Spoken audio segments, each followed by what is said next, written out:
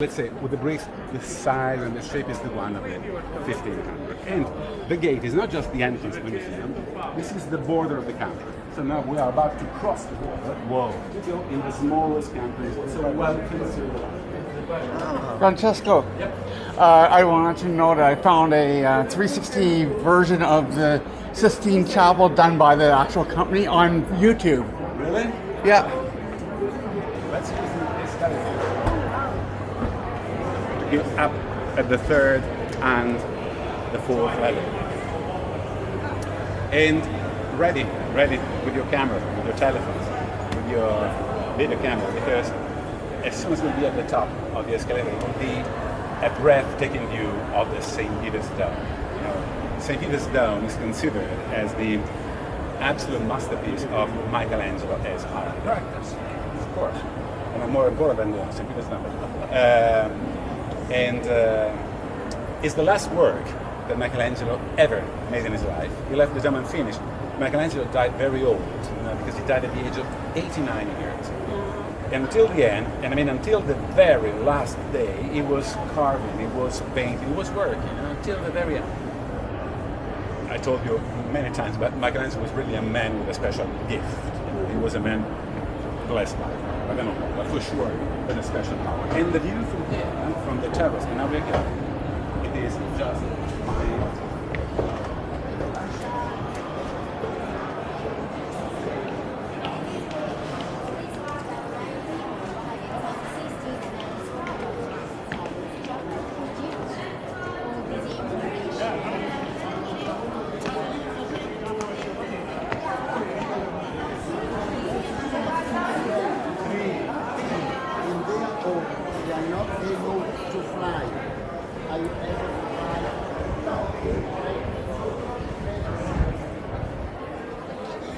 Ta-da!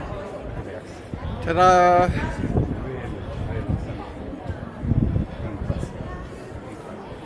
And Mamma mia! you can tell it's a super Mamma Mia. You remember, huh? Super Mamma Mia, everybody! It is. It's phenomenal. And the St. Peter's Dome is by far.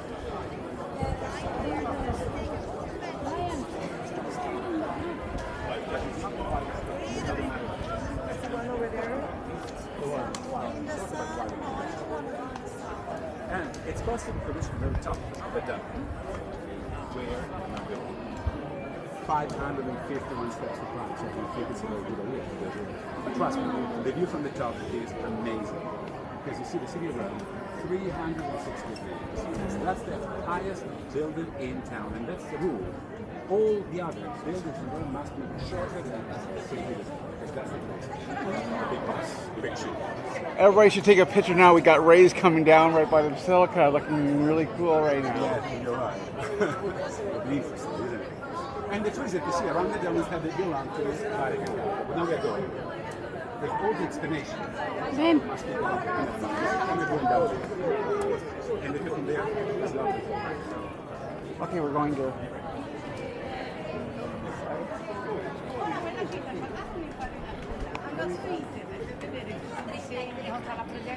Con l'infarinatura di lei, capisci? Ma lì come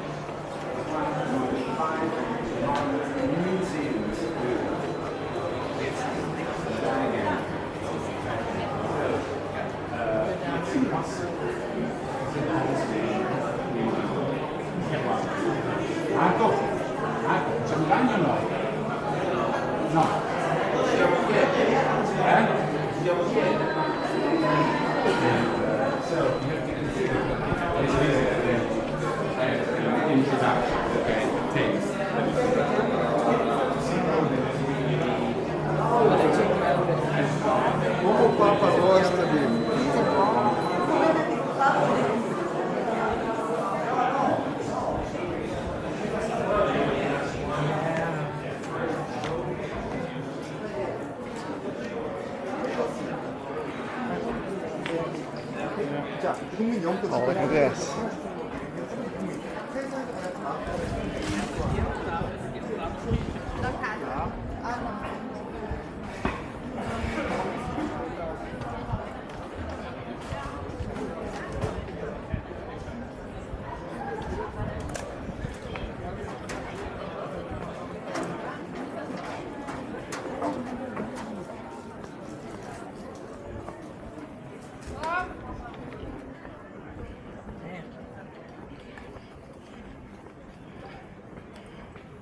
The only shade available is there.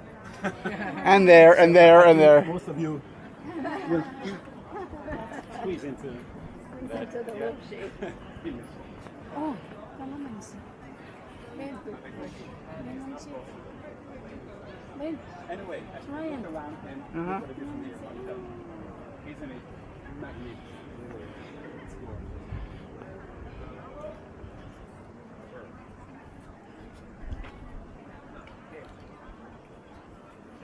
Once again, we have to start here and we finish on those side of each other. No, next. No talking at all. Okay? You two, when you'll be there, you can chat, but whisper. Otherwise, you listen to the guys at security yell. Sometimes they're very, very rude and aggressive. Not really very. Okay, let's start with the name. Sistine. Sistine Chapel comes from the name of the Pope. He wanted this chapel built 664. It was a great Pope, and 1400. He wanted to have a private chapel for himself and the parish of the Catholics. So Sistine is coming from the name of the Pope, Sixtus. Okay? Then he was a man of the Renaissance. And as you have learned, Renaissance means Florence. This Florence is the place where everything began. So the greatest artists at the time came mostly from Florence, from Tuscany. So the Pope called the most famous Florentine painters to decorate his private chapel. Sandro Botticelli, Pietro Perugino, Luca Signorelli, Bartolomeo della Gatta, Cosimo Rossellini. Anyway, the greatest painters came here in Rome, and they decorated the Sistine Chapel with 6 stories of Moses' life in the chapel, and 6 stories of Jesus Christ's life on the opposite. So 12 different images that you can see here represent the chapel. 6 of the Old Testament and 6 of the New Testament. Images chosen by the Lord, so the Pope decided what had to be represented and what to be the very. Then, the same painters also painted the ceiling of the chapel. Today the ceiling is famous because of Michelangelo's painting. But in 1483, when the chapel was finished, think about it, the ceiling was nothing but a blue sky, a blue ceiling with stars spread out. That was the classification of the ceiling in 7 churches in 1340. Okay, very simple ceiling. And this wall here, today it's famous because of Michelangelo's last job. It was completely different. Imagine here, white wall, white plaster, but here, in the center, a big and beautiful image representing the Virgin Mary. Okay, a lovely image painted by him. Died. A new one who was elected at the beginning of the 1500s, whose name was Julius II. And the new Pope decided to transform completely the Vatican City. First of all, listen to me carefully, he decided to pull down, to destroy, the original St. Peter's Basilica, the one built by Constantine in the 4th century AD, and to build the new one on top. So, the church that we visit afterwards is the new one. It's the one rebuilt on top of the old one, simply because he didn't like the old church.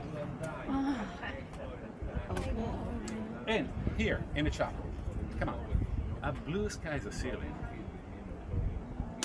Boring, you know? Yeah. Something more beautiful, more monumental. So he called the greatest artist at that time to put a new decoration on the ceiling. And the name of this artist, it's obviously Michelangelo, as we say in Italian. Michelangelo at the time was the greatest sculptor of the world. He already made the David, as you may have seen in Florence. He already made the Pieta, that we see it afterwards. But as a painter, he was a Mr. Nobody. Because he never, ever painted before. You know what I mean? Never. So, for him it was a real challenge to accept the decoration of the scene. Well, thank God Michelangelo accepted this challenge. And he focused his incredible masterpiece. You know what? this is by far the most important fresco painting in the world, because there is an history of art before the ceiling, and there is a completely different history of art afterwards. Because Michelangelo used a new style, new ideas, new conception, new techniques also. Michelangelo represented 9 stories of the Genesis. The Genesis is the first book of the Bible. So if you know the Bible, you can easily recognize the stories. The most famous, the most known, the most represented is the creation of Adam. God is about to touch the finger of Adam, giving him the intelligence, the mind, the brain. Seeing the problem. I mean, stories chosen by Michelangelo. He wasn't told what to represent. He decided on his own what to do. Because don't forget, Michelangelo, besides all the other things, was also a Bible scholar. So not only was a sculptor, an architect, a painter, a poet, a composer, a musician, inventor, a scientist, he was also a Bible scholar. So whatever you see here is nothing but Michelangelo's interpretation of the Genesis, his own interpretation of the Bible. And all the way around the story, Michelangelo painted prophets and sigils. Sigils were women in the Greek mythology with the power to foresee the future. They could predict the future. So they could also predict the arrival of Jesus Christ, the Savior. That's the idea. And what Michelangelo wanted to represent, the message of Michelangelo on the ceiling is one and one only. Very simple. His message here is simply that the human being is the masterpiece of the nature. The man is the image of God. So it's just perfect, beautiful, magnificent and powerful. And that's why all the bodies here represented as so muscular, so imposing bodies, because they had to represent the power of God. Okay, I hear some crackling, right? Is my mic? Yeah. Okay, you know what we can do? It doesn't crackle now. Now it's okay. It must be rubbing. May I move a little bit? Or not? Yeah. Yeah. He was a beginner. A beginner. Second, he made it completely alone, prego, in the space of 4 years, in between 1508 and 1512. That's quite remarkable. You would see the surface of the ceiling, it's about 7,000 square feet. So to do it on its own, in the space of 4 years, for the first time, is quite remarkable. And then, don't forget, it's a ceiling. Yeah. 75 feet high ceiling. So Michelangelo used a wooden scaffolding that to lay down on his back, like to stand, but in a very uncomfortable position, for his arm, his neck, with all the drops of color falling down in his eyes, the light of oil lamps, in 4 years, on his own, for the first time. Wow. That's unbelievable. But nothing was impossible for him. He was a man with a special gift in his sense. That's it. Did he sleep? And when he finished, he went back to his hometown, which was Florence. And 24 years later, a different poet called her, asking to come back to Israel. Remember, it was a white wall with the image of Virgin Mary. And he came back here and made the second part for this. Well, this is a painting that belongs to the same man who made the ceiling, that's for sure. But as you can see here on the road, he used a totally different style. What happened in between? Of course, many things happened. 24 years is a long time. Michelangelo was a different man. First of all, he was older. When he started to paint the ceiling, he was 32 years old. When he started to paint the Last Judgment, he was 61. Now, back then in Europe, life expectancy was about 50 years. A man of 60 was considered old. Okay. So Michelangelo was convinced to die very soon. But thank God he died only 28 years later. But he was convinced to die very soon, so obviously... Go ahead, no problem. Sorry. Obviously, he had a different conception of the future, of the human being, of God. What's one that tells us over there on the ceiling? The man is the image of God. Okay, perfect. What's one that tells us here is exactly the opposite. The man is that. That's him here. Michelangelo here had a pessimistic vision of him. The man is no more the image of God.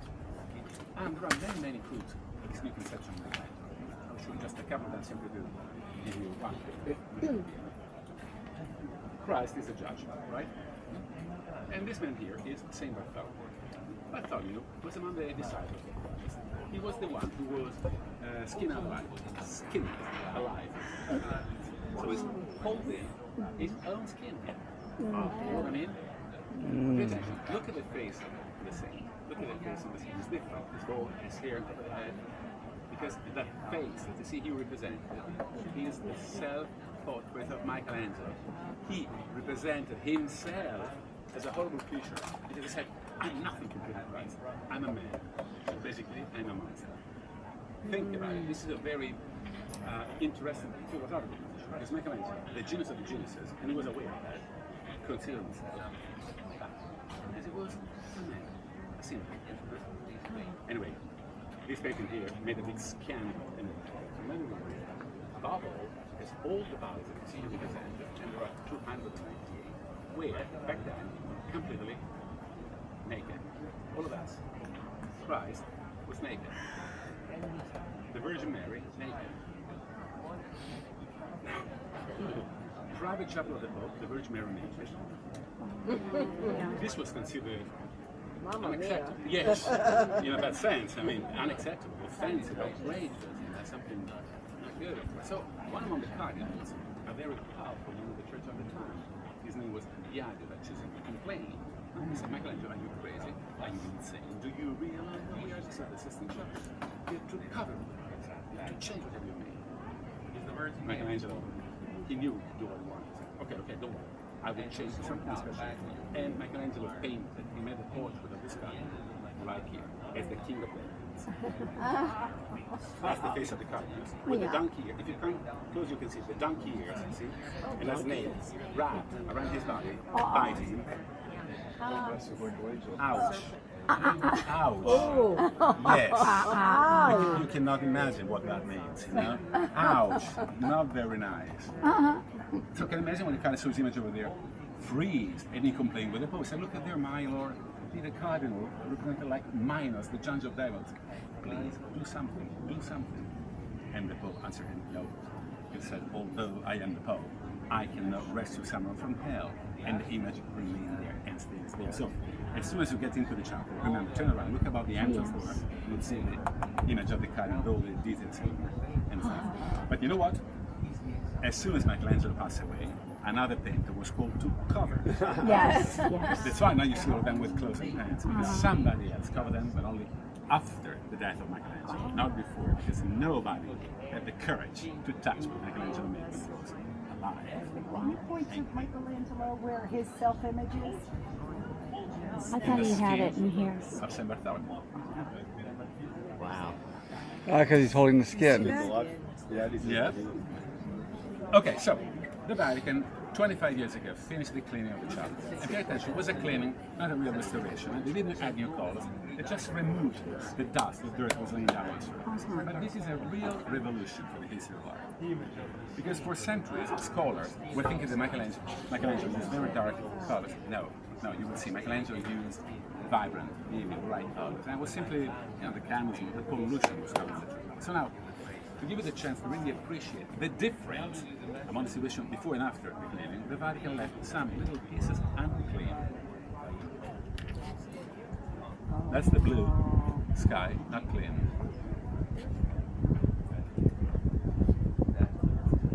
Look, while they were cleaning the ceiling, the question of Adam, okay? The question of Adam. Look at there. Before and after. Before and after. So be ready, because when we get into the chapel, it will be boom, an explosion of colors, the original ones by Michelangelo back in those days.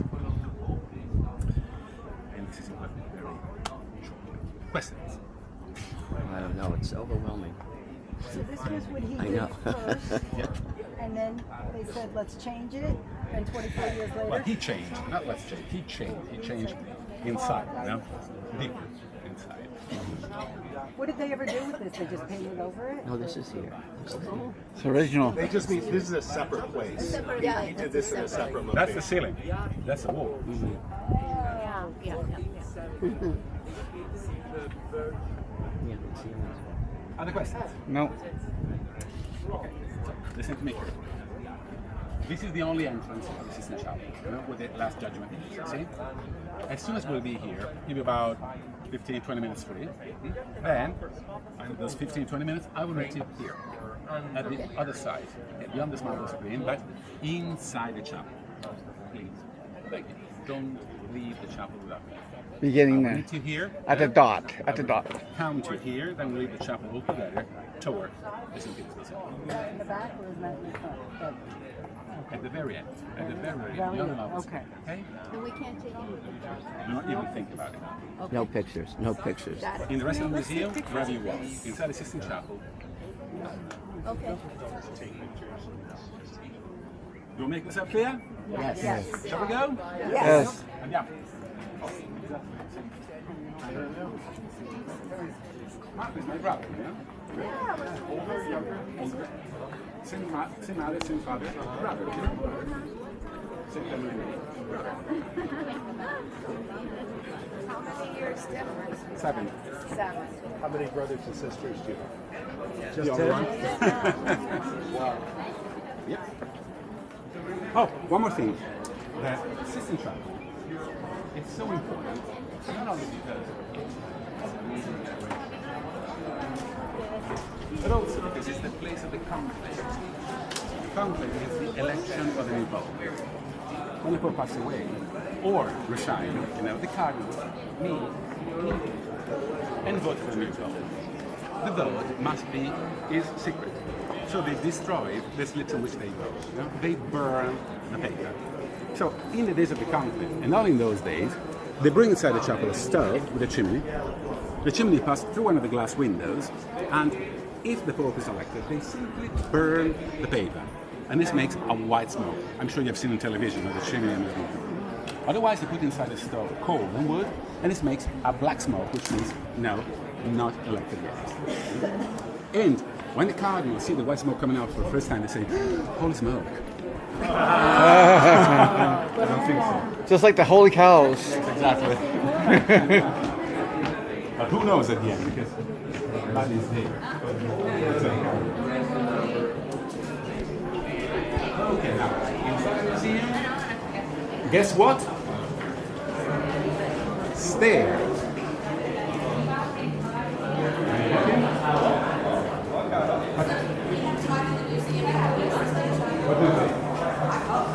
Of course, the Sistine Chapel is the very last room that we will visit. You know, before we get there, it takes 1 hour at least, even more.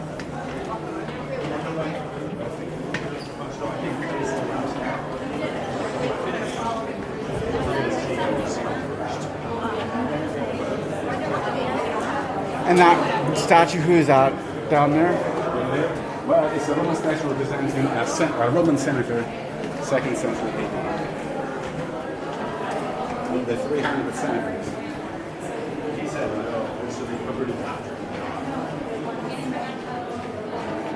Oh, you gotta do the plastic part.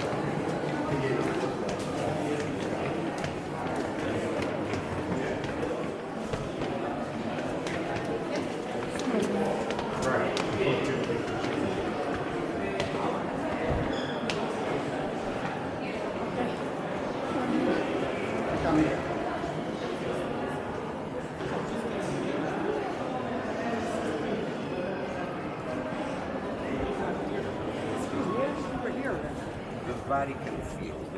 Name. We are on the west bank of the river. Vatican is the word that comes from Latin. It was a pagan word. Pagan practice.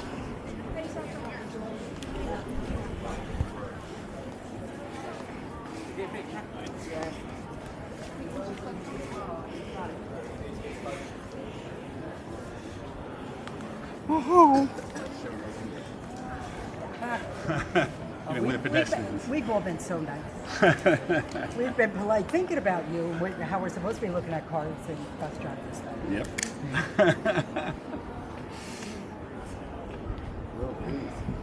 Yes, enjoy it. Warms up. Yeah. Nice breeze, huh? I wish it could be always like that. Okay, andiamo. Andiamo. Remember, right? Andiamo. I know. You know,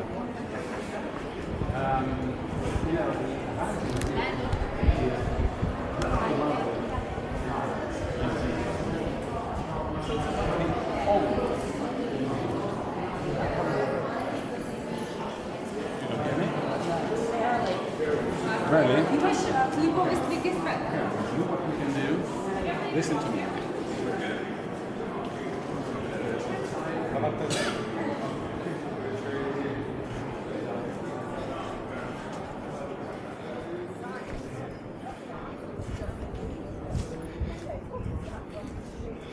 Can you help me with my earpiece? Don't worry. The other side. The other.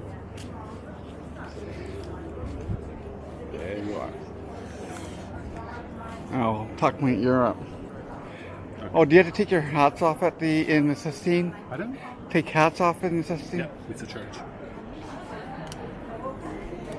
Okay, my friends. Now, listen to me. Wow. Switch on the old system. The old radio. Keep those radios around. Keep the Vatican radio. Keep the Vatican radios around you. It's going to be tough. The other ear doesn't accept anything. Let's stop.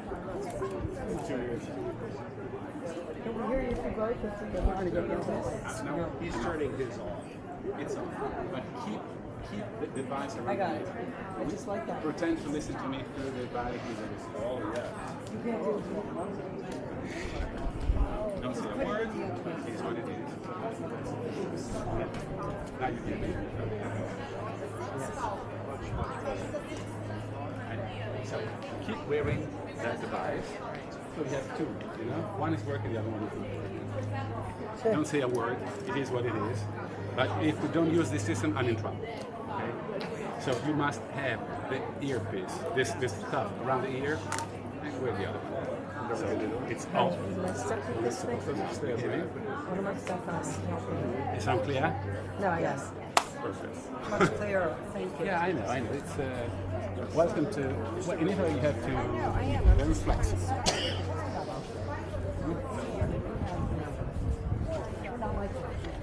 So the other one is not working. No, right one. So you can pretend To make sure it's On our ear. doesn't matter.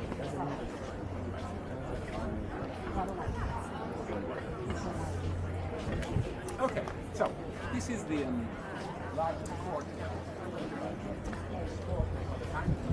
Because the big bronze painting that you see here. Oh my God. Look at this. Second century. And this is by far the largest.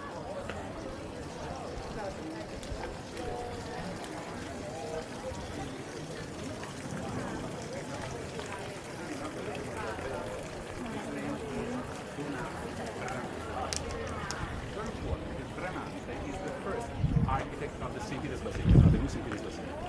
So it's the one who destroyed the old church and built the new one on top. And Bramante, it's also very important because he's the one who wrote in the Vatican Geographical, the great one. Because they came from the same city, Urbino, which is in the central Vatican.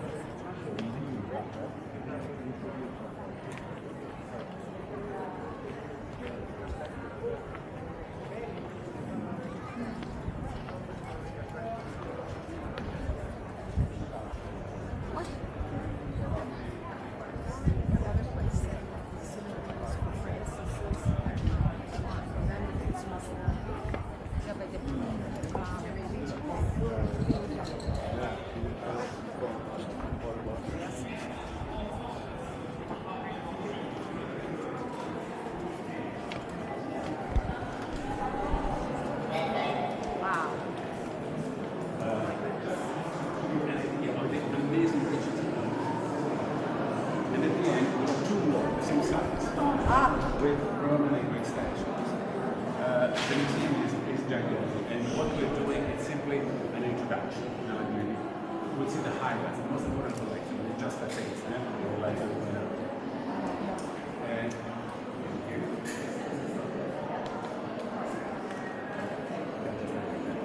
and here you see busts, you know, statues of the 1st and 2nd century. And today, we're used to see them in white marble, right?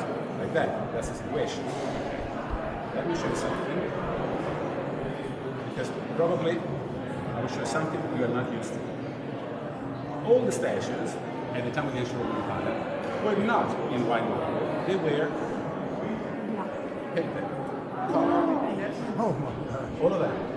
That was a situation of what you see here. Colored statues, painted statues. You know? So pink for the skin, brown red, black red, and usually glass eyes, all colored for the eyes. But the statues, all of them were painted.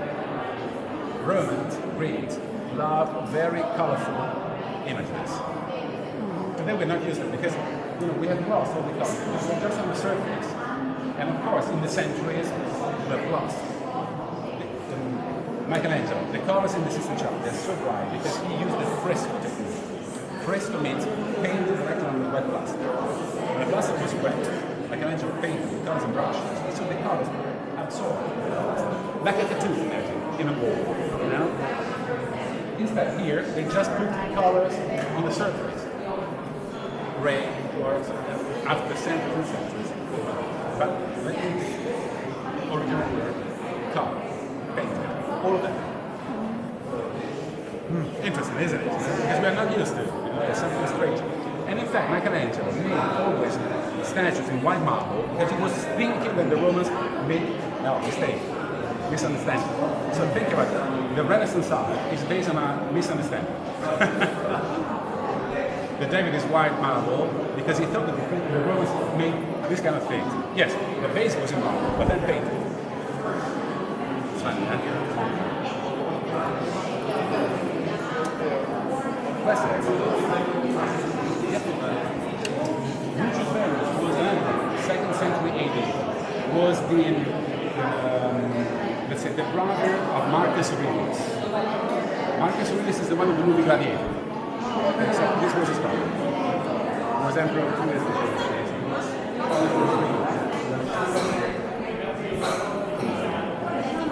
Okay, now stairs. Come on.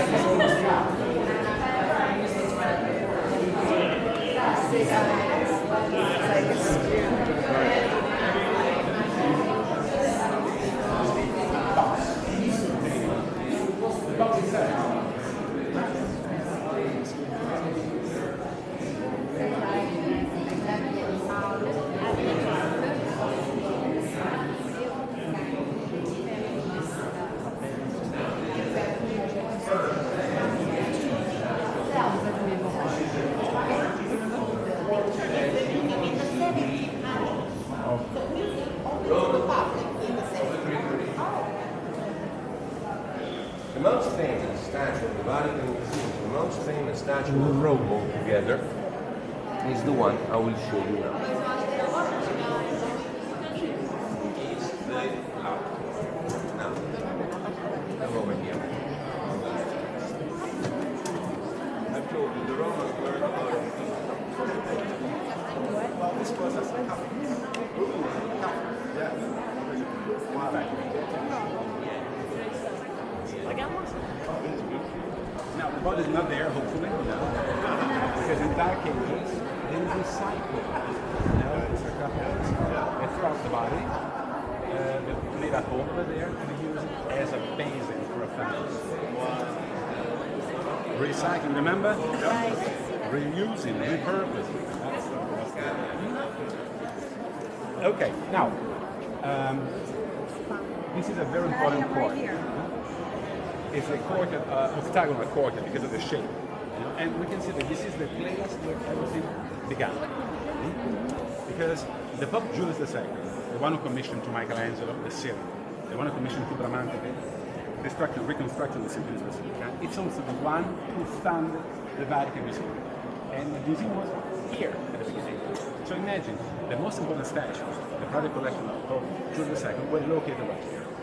Okay, today, they have moved away, some of them, in other parts of the sections of the museum, but this is the place where everything began, in the Vatican. Right. There are many amazing things, many statues, thousands. I would like just to point out one among them, because we don't have so much time. The core is the absolute masterpiece of the museum. Go.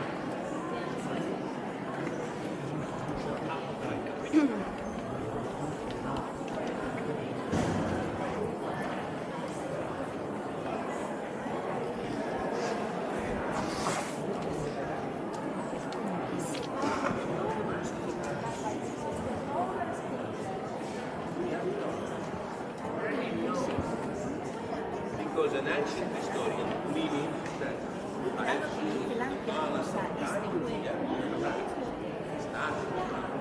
Okay, can you see from there, the statue? You know what, maybe you can try to go there, take a picture and then come back here without fighting with the other people. In the meanwhile, let me tell you the story of this statue, because it's very interesting. It's called Laocoon. Okay? Laocoon was a Trojan priest. I'm afraid he's not allowed to stand up there. I suggest to get closer. In the crowd then. So Laocoon was a priest of Troy with the power to foresee the future. He could predict the future. Okay, and you know the story of Troy. You know the Greeks with the siege of the city of Troy for 10 years unsuccessfully. Then finally, one day, a man called Ulysses had an idea. Let's create a big horse. Oh no, a big horse. Let's put inside the stomach of this horse some soldiers. Maybe they will accept.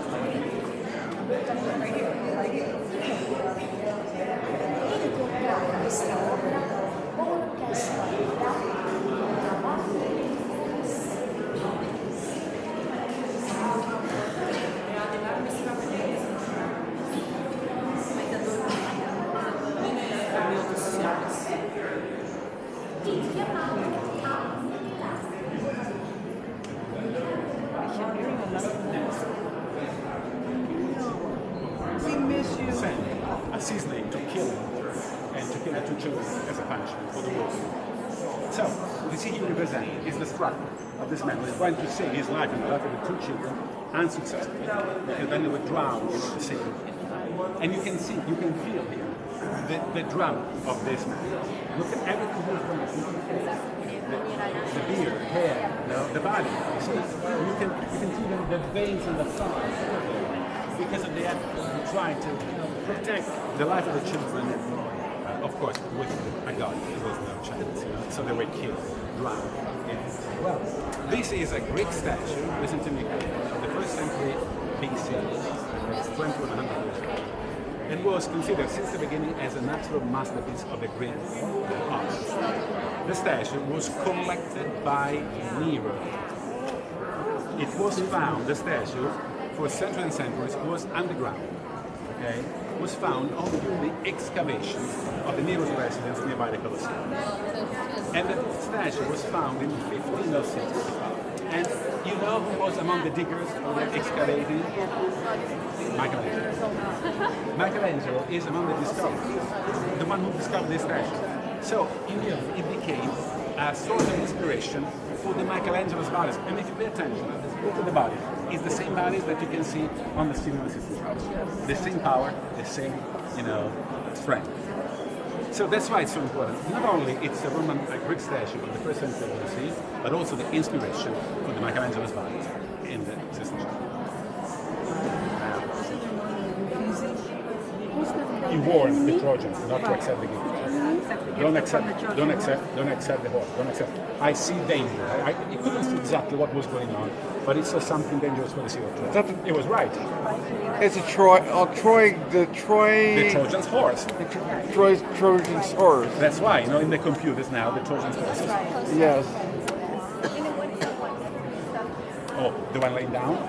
That's another important statue. See over there is a personification of a river. Those love to create persons, representing mountains, lakes. In this case, that's the river. But the statue is important, first century AD. It's important because imagine when Michelangelo came here, he saw this statue. He found and put the statue over there. But the statue of the river, of the god Tiber, was already there. So imagine Michelangelo walking around, he saw the statue. He loved the statue since the beginning, immediately. So, nice position, nice, interesting position, interesting body. Well, maybe I can use it in somewhere. Position, inspiration.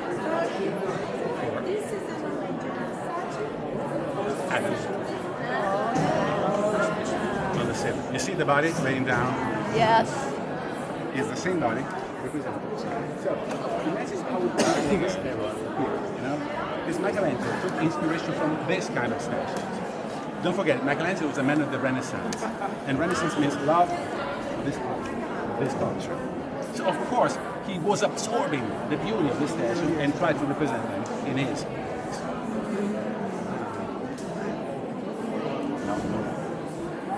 Good. You ready for God?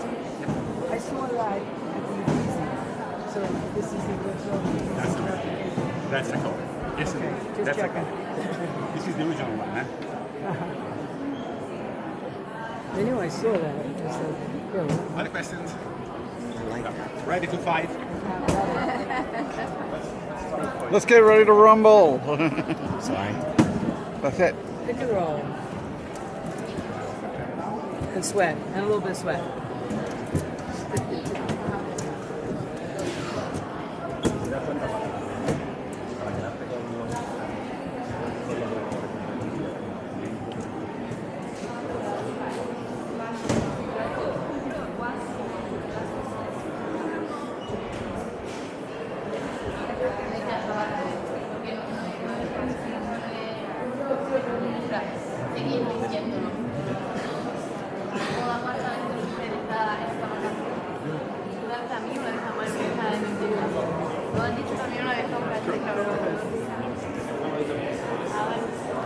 Sorry.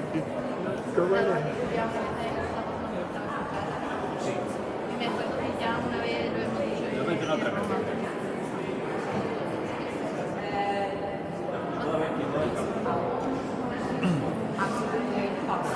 There are 4,000 ancient pieces in the collection.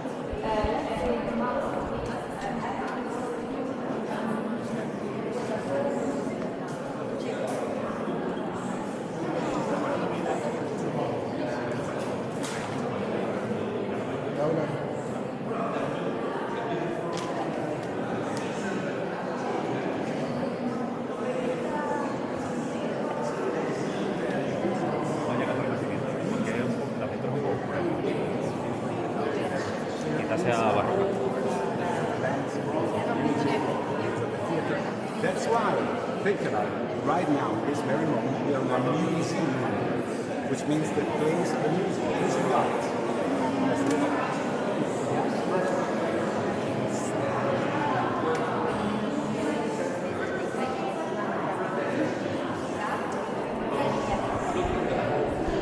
This is called Torz Belvedere, which means the body of Belvedere, which was the name of that coin. And this statue was looking right in the center. You see now there's a fountain. Inside there was this statue. Okay, my friends, come close in front of the statue. This is a Greek statue, a Greek statue, 1st century BC, which is signed by the artist. You can read his name. Apollonius, son of Nestor, born in Athens. Okay? And this statue here is representing Hercules. Come close, my friend. Hercules was the mythological figure, half man, half god, and common strength in his arms. Okay? The name, so, is the Torso di Belvedere, which means the body of Belvedere. And you know who named this statue the body? Michelangelo. Because he considered this body as the body, the one, you know, the perfect body. So, again, he took the inspiration from this body for the Jesus Christ on the last one. You see the body? It is exactly the same one. Imagine with the arms and the head and so on, but this body, come close, my friends, come close, so you see. It is exactly the same body represented on the last one. That's why it's so important. Although it's broken, you know, but really it's very significant for the history. God time and also those are really inspiration for the Michelangelo. That's why they this statue is broken.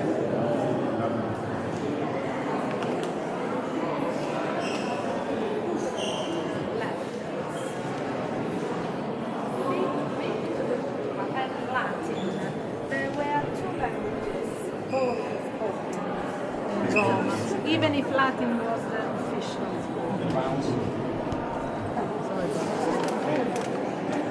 I suggest you pay attention to the floor.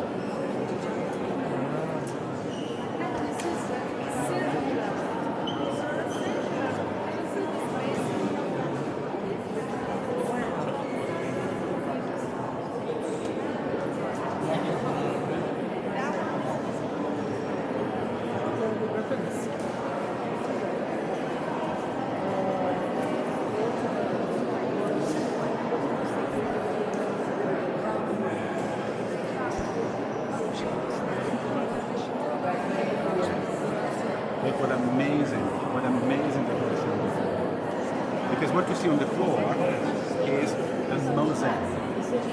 Mosaic means different tiny pieces of marbles joined together, not painted, not colored, marbles with dimensional parts and cut and stick together. This mosaic was simply the decoration of the floor of a public bath. A public bath, not the Caesar's Palace, a bath, you know, of 1800 years ago. Is that a bathroom? But walls of what bath? Sort of, not exactly the same. You know? But the floor is absolutely mind-blowing. And if you cannot see, come with some more, give you an idea of what the Roman floor, the elegance, the harmony, the colors. So, the original floor of a public bath made 1800.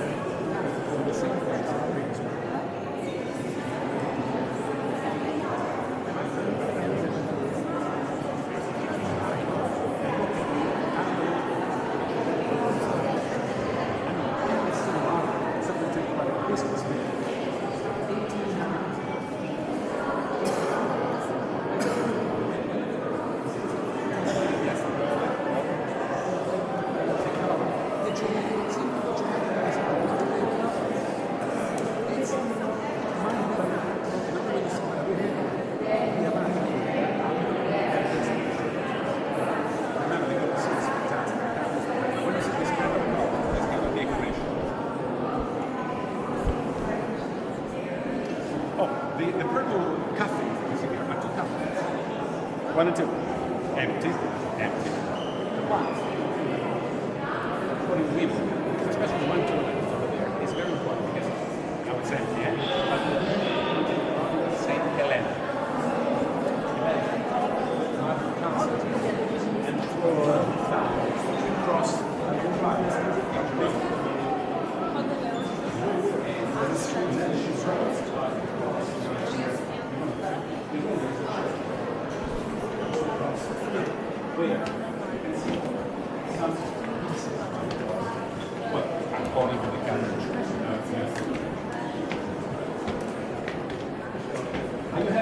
I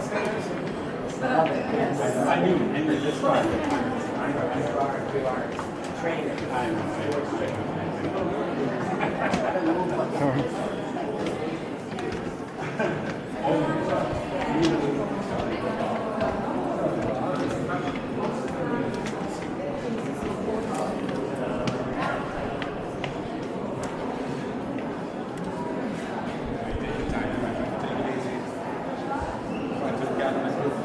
Upstairs.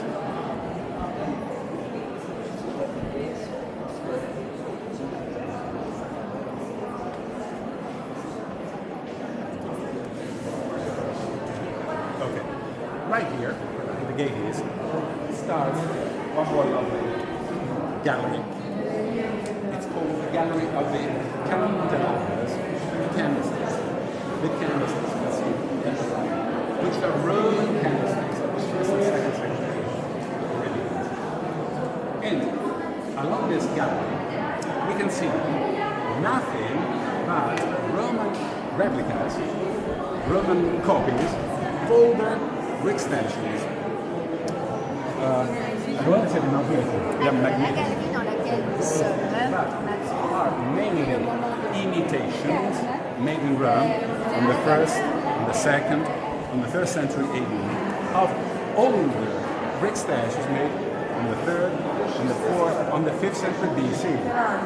Because maybe you remember, I told you, and we'll stop here just a second on the right hand side. Maybe you remember that the Romans learned almost everything from the Greeks. This would go, and then we'll stop here on the right side. Right. So together, we start on the right side. Right side, together. So the Romans, when they come to Greece in the 2nd century BC, they didn't get rid of the culture. No, on the opposite, they absorbed the culture. They included the culture. That's why they had the same philosophy. That's why they had the same religion. That's why they had the same architecture. You know? So, when I tell you a Roman copy, I mean this is a fantastic copy representing Diana, okay, made in the 1st century AD, but imitating a Greek statue of the 5th century BC. Okay? Because they had the same goddess. The Romans call her Diana, the Greeks call her Artemis. She's the same. And this is the Greek look of the goddess. You see the goddess of hunting, Diana, you know, you see the animals. She was also the goddess of fertility. But this is the Greek look of the goddess. If you turn around, you can see that's the whole woman. See? Now, to the goddess. Sometimes it's moved. It's the same. Same thing. Roman note. I'm saying Diana. Same time. Now, have you noticed that we can see something made only 140 years ago. This was made 2,000 years ago. 140. That is lovely. And the gold you see in the ceiling, it's real gold. Don't use put on the plastic. Because remember, in the Vatican, whatever looks like gold is not really. Yeah, it was made only 140 years ago. It's a gold. Baby gold.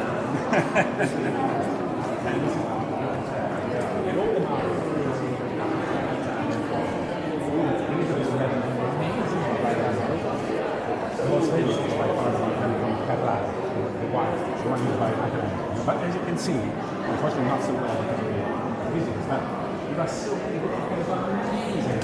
Amazing. And the combination then is so how old is it?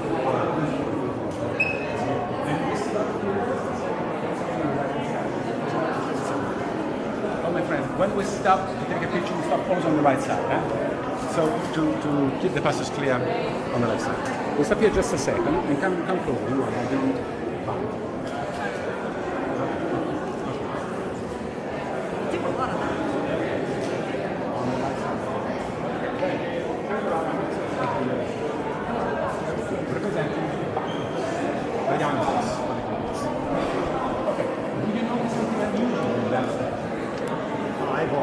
The eyes. You see the eyes? That's glass. Now I talk about the statue is painted, black, and it's really amazing. You see how good? Yeah, it's scary. Now, do you notice something else unusual there? Come on, don't be shy. It's the best. Exactly. Those names are not original. These statues were completely made, because the Greeks and the Romans thought that the naked bottom is just a naked bottom. But when it comes to the capital of this kind, such as kind, so the time is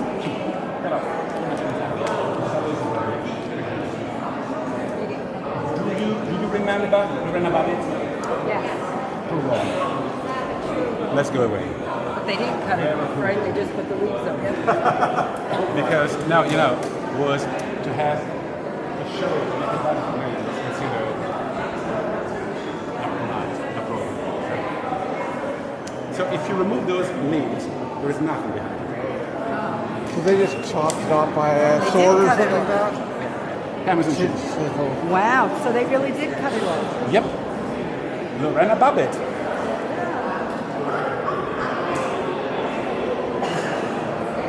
You smile, but think to be the husband. Not so nice. I can tell you. I can tell you. Not nice. To be mini. Well, yeah. Don't go in that. Let's stop here. Oh, statues around, but also urns like this one. Look. See the urn. How it's set. But once it contains ashes, it's meant for fabric. Because the Romans usually cremated the dead bodies and put the ashes in those urns. Instead, Christians were always buried.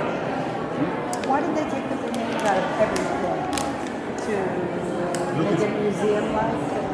And they wanted no bodies. Here, yes, that's the idea. To show the richness of the product collection and so on. Just like the coffin over there, which is empty, again. But it's coming probably from a character. In Rome, we have 63 different castles, which are very placed on the ground, where mostly Christians were born.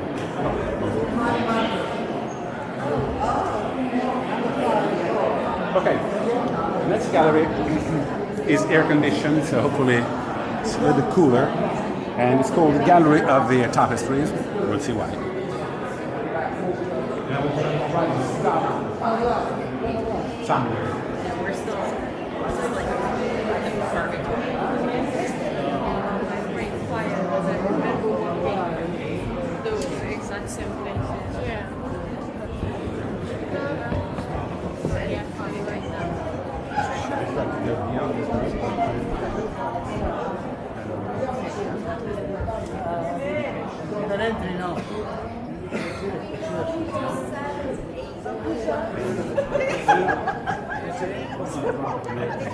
Is it?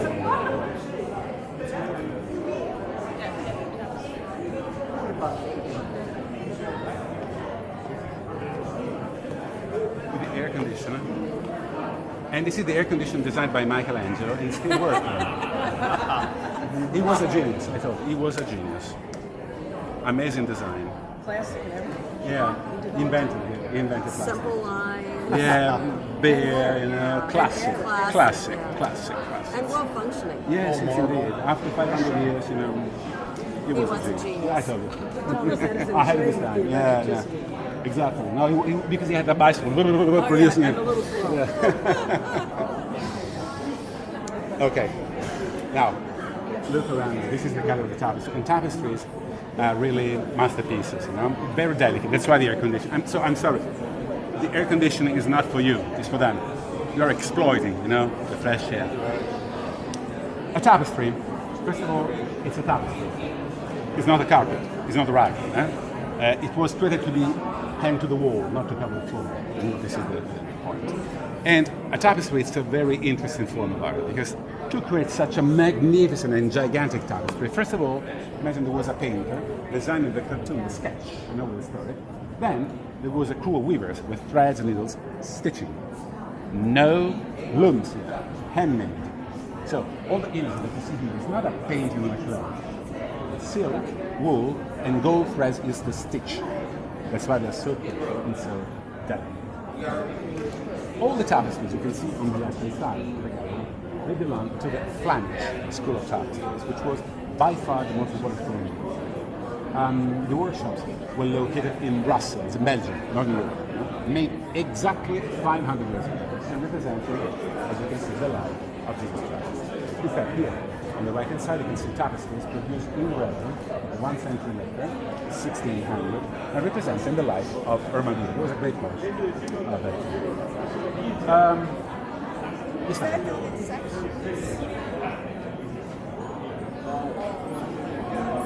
They had just, you know. No, not at all. Tapestries here are the masterpieces, no doubt. But I do suggest that you pay attention up there to the ceiling. Because what you see on the ceiling, now listen to me carefully, it's a flat ceiling. Oh, wow. No carving, no plaster, no stucco, no statues, no relief at all. Nothing but paintings. No, you're reading. It's a flat. It's a painting. Because the painter who made it at the end of the 1700s, Bernardino Gnocchi. So it's flat. So even that one's not flat. Gnocchi. Gnocchi is the pasta. Gnocchi is the painter. Use a special technique, called the French word trompe-l'œil. Trompe-l'œil means in French to mock your eyes, to trick your eyes, because he also painted the shadows so they could have 3D effect. But I swear to God, and this is the right place for it too, actually. It's curved, but it's plain with no relief at all. The whole ceiling. Mamma mia. It's a super mamma mia. You see the carving up above the exit? No, you see a flat wall with paintings. And I'm pointing out some different here because Michelangelo, remember, for the ceiling of Sistine Chapel, used the same technique. So the ceiling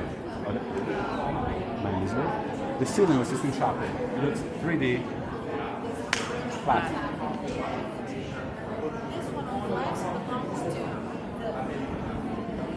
It's like those chalk drawings on sidewalks that have depth. Exactly. Very Optical illusion. Yes. Because in our experience, when there is a relief, when there is a shape, it's a relief. But if you paint the shape, it's tricky. In our eyes, the shapes are relief.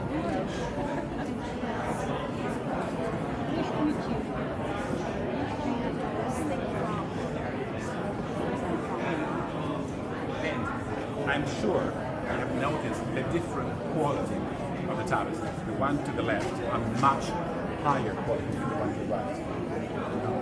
Because, first of all, because the Flemish school was the most important. Second, because the cartoons, so the design, the sketches of those tapestries were made by Raphael. So we're talking about the best of the best.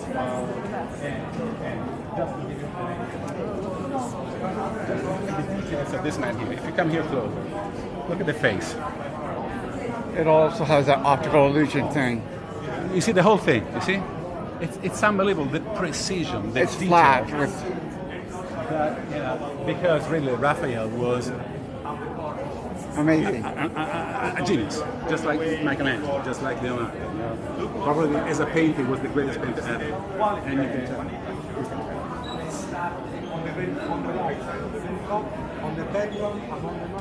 And let me repeat, because maybe it's not clear. What you see up there, above the exit, it's a flat wall. And the closer we get, the more incredible it is. Honestly, it seems there are carvings there. Flat wall with colors.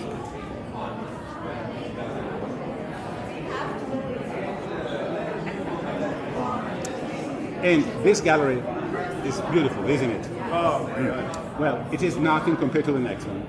So be ready for a Mamma Mia gallery. It's a Mamma Mia gallery. We cannot shout here, unfortunately, but exactly. In your mind, think to a super Mamma Mia. Because next gallery, where you can take pictures, it's the longest and the most beautiful for the museum. It's called the Gallery of the Geographical Maps. And it's just an explosion of colors. I'm already seeing it. And you see already that. And we will stop somewhere on the right side to have.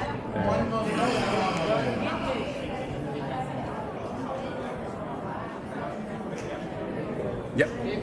You can. You see on your the magnificence. We'll try to start somewhere on the right side.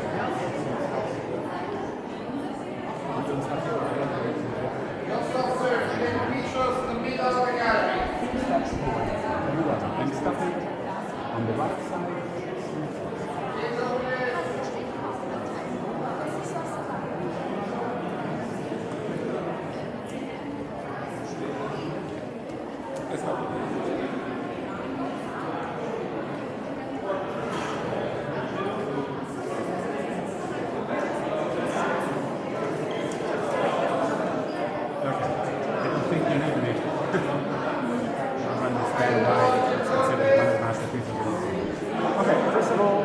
The ceiling here is not flat.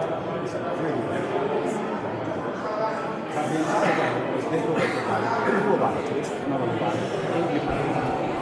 And there is another thing. The Tony Hennessy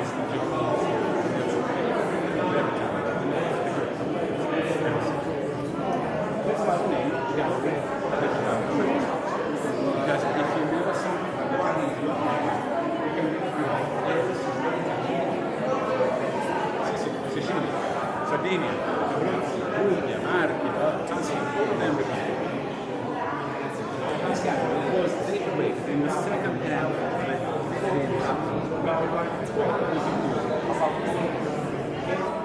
150 years ago. Think about it.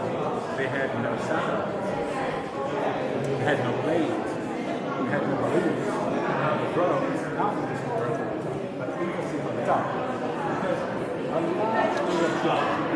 Travel, running a big sketch to all the mountains and moving the thoughts.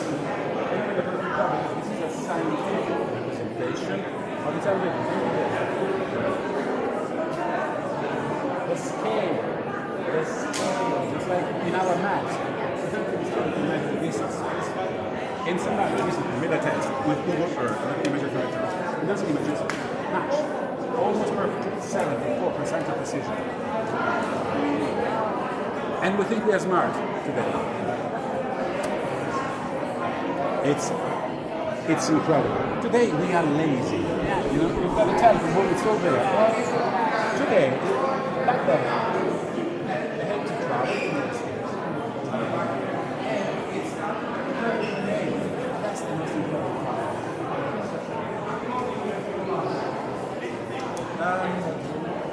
Well, today, this is part of the museum. Back then, this was part of the private residence of the Pope. So imagine each Pope used to come here, his guests, because each Pope wanted to show up. So, hey, this is my place, what do you think? Is it enough? Huh? Is it nice and cozy? It was a way to intimidate, to have a visitor, to impress them. And the Pope always entered from that end, because at the very end of the corridor, to the left, there is a private apartment. So we was entering through there. That's why, to really appreciate the decoration of the city, you have to turn around. See? All the paintings are facing this way. Because the Pope was entering from there. So one to see the painting in the right direction. And those paintings are connected to the river. So a story, battle, miracle, something happened in a different way.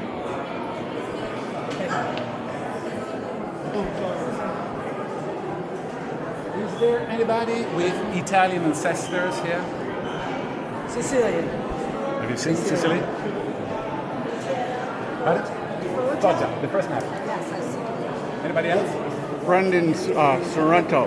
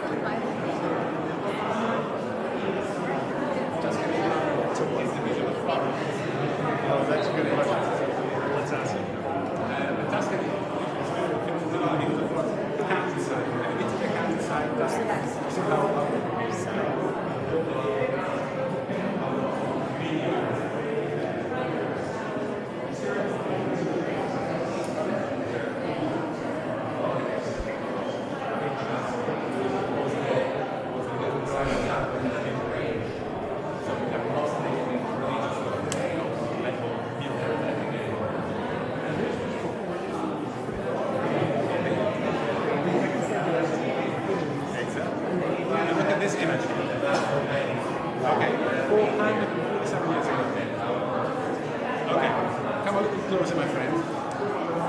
Look at this image. 447 years ago, without satellites. This is the image of Italy today from the satellite. Very exact. It is what it is. Look at it. It's a perfect image of it. Look at it. Satellite, human beings, without technology. It's incredible, incredible. Because Italians, although we were divided in different countries, but called themselves Italians. That was the name of it at the time of the empire, which was even Roman Empire. Did they all speak Italian? They all speak in different dialects. So, same region, same language, same culture, same country. But then, the empire, the country was divided in different small regions.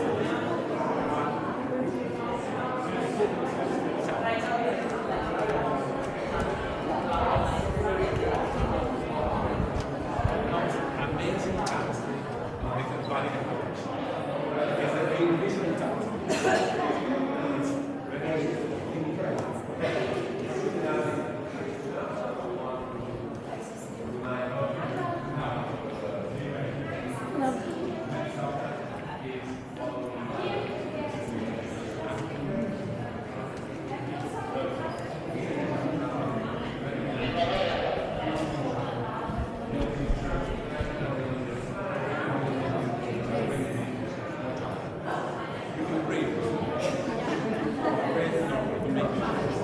Quietly.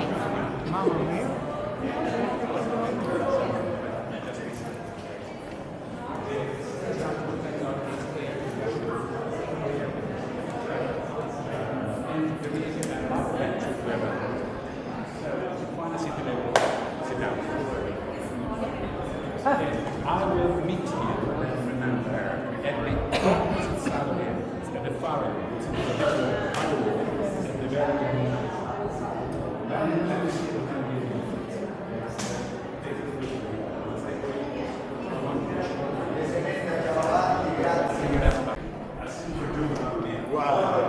Mamma mia. and it's something that you have to see by real to understand. I'm watching. Why Michelangelo? Stop picking at me. Why Michelangelo?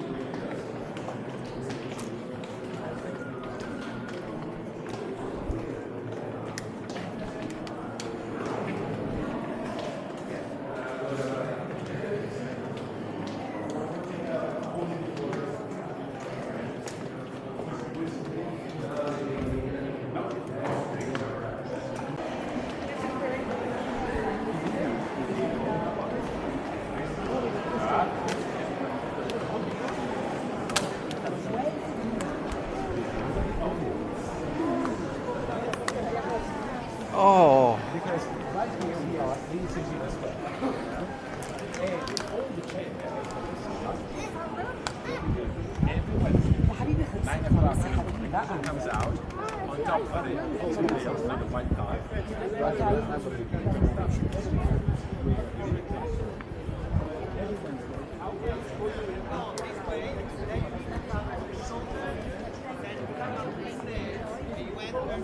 And when they walk to that side, Christmas in Easter. The pop-up here from that balcony to the central balcony. Only twice a year. And then the same balcony is announced the name of the Pope when the Pope is elected. Habemus Papam, the new Pope. Nomen suo est. oh my gosh. But he makes the speech in Latin because Latin is the official language of Latin. Still, not Italian. So, then,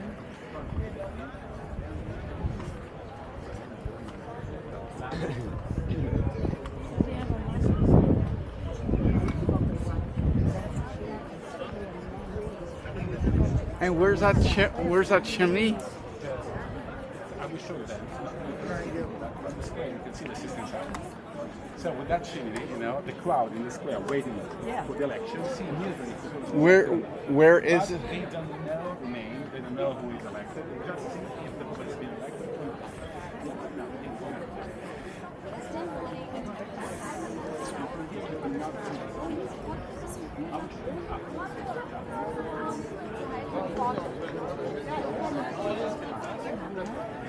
Okay, and one more thing. The church is very busy, just like the museum. So again, try to stay together. Always. Hold.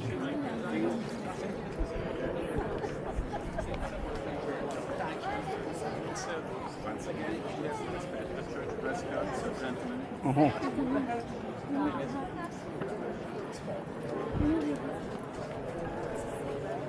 Oh my God, please.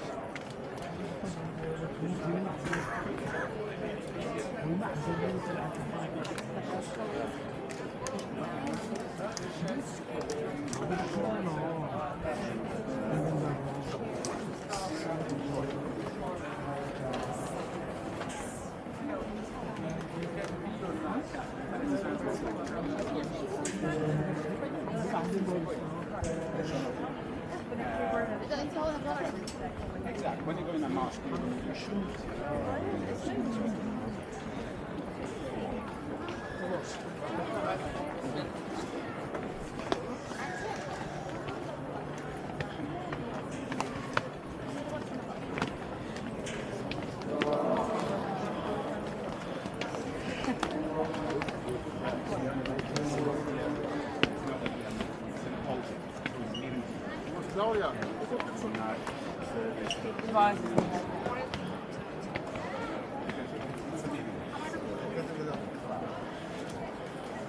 For the communion and so on, you have to go inside. Wait, every day, every hour.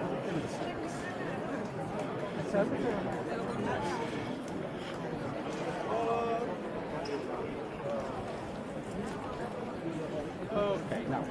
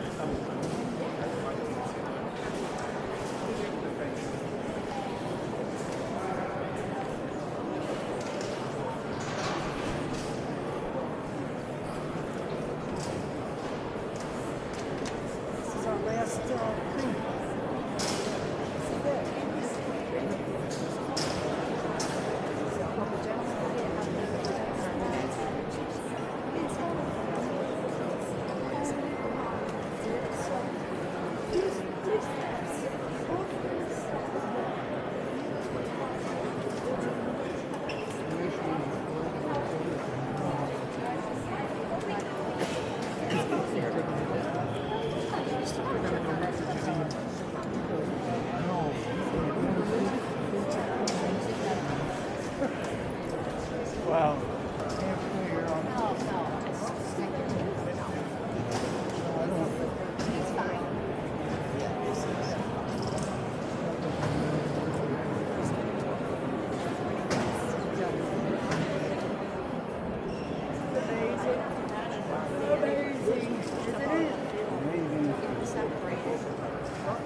How are you two doing?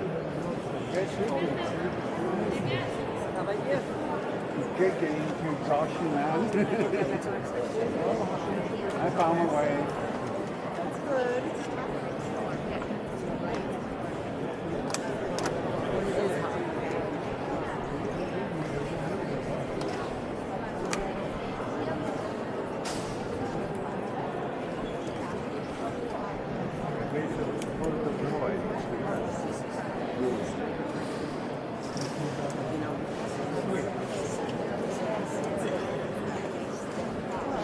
here. Not even saying.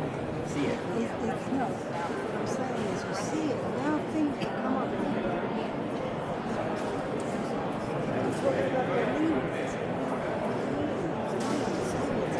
When you see the rules of it's nice. Just something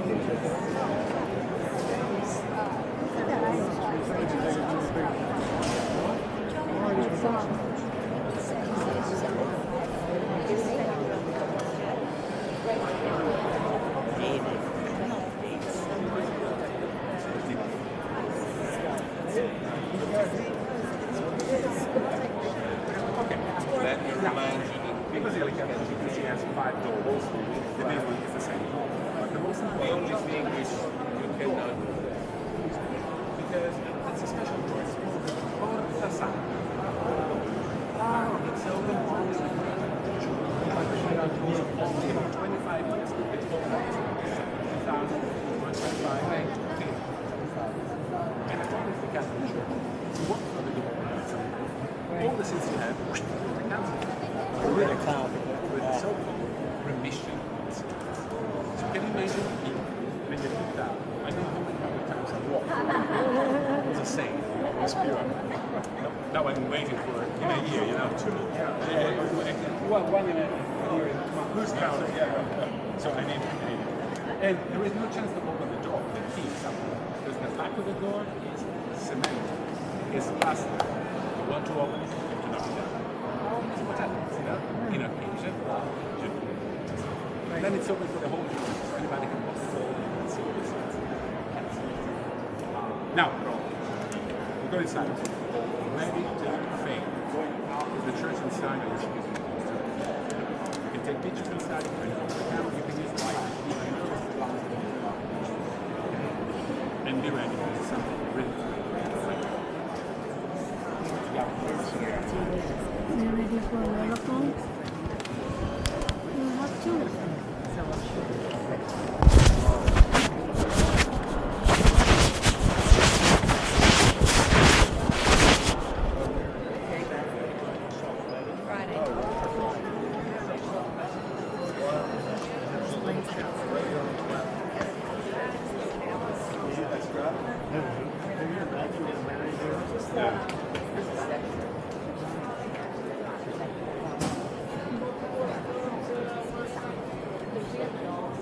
Chiesa unica, dove appunto la parola chiesa è quasi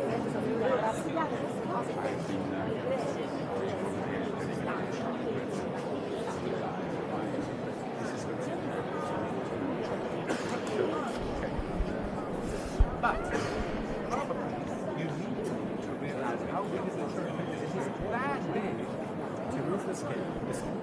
From the top of the church, the far away is 186 meters, 600 feet long. But 2 football fields joined together. How can I tell? The canopy above the main pillars is 90 feet high, like a 9-story building. How can I tell? The inscription above the archway. Each letter, listen to me carefully, each letter is 8 feet tall. More than a basketball player, more than LeBron James. There, how can you tell? Impossible. Everything here is big. So that lettering up there. so you lose completely the scale, and you really don't realize. And whatever you see here is this line, is Baroque stuff. Baroque means the more, the better. Colors, arms, gold, mosaics, statues, join all together to amazing, to shock, to move your fantasy and imagine. And this is the shrine of one man only. His name, obviously, is Bernini. Bernini is the man of the city. Bernini is the one who made it. But the most famous monument in this church is not something made by Bernini, okay? Something written by Michelangelo. Is the Pieta. Oh, that's really famous. Oh, by Michelangelo.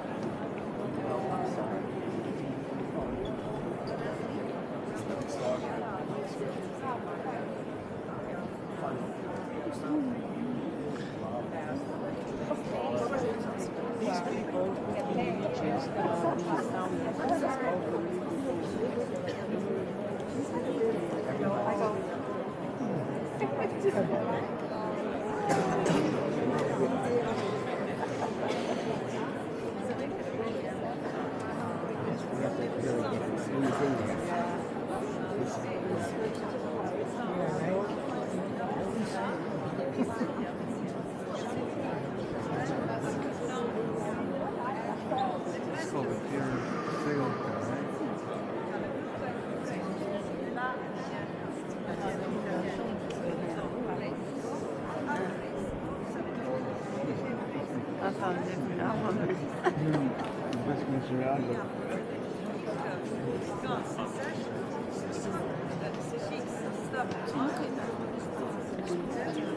Michelangelo again.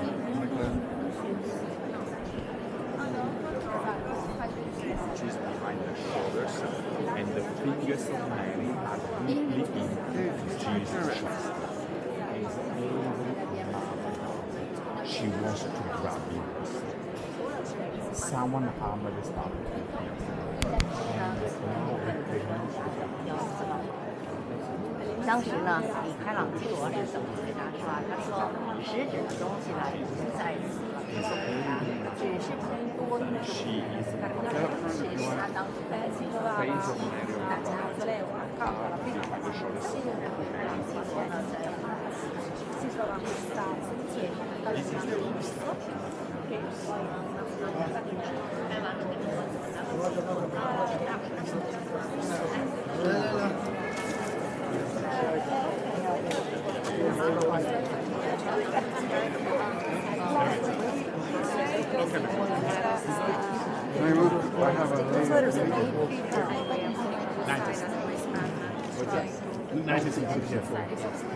The rumor was that it was really tough.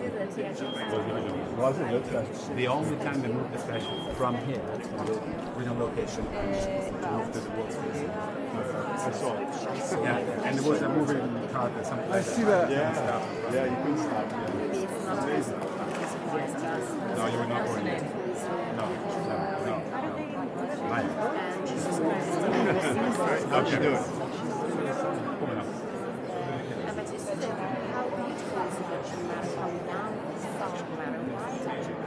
And Michelangelo, this is considered as the last chapter of Michelangelo. Pieta means sorrow, which is the impact of the that the bottom of can you see it? Michelangelo in one single so weight of about 5 tons. And he made it considered a large one in the space of 5 months with Amazon. When he was in a centimeter, 20 years old. 3 years old. Yeah. And 27. No, 29. And he said this was like a piece of paper. He said when there's a piece of marble, this was the inside of it. So he just had to clean it and stash it and do this material. Wow.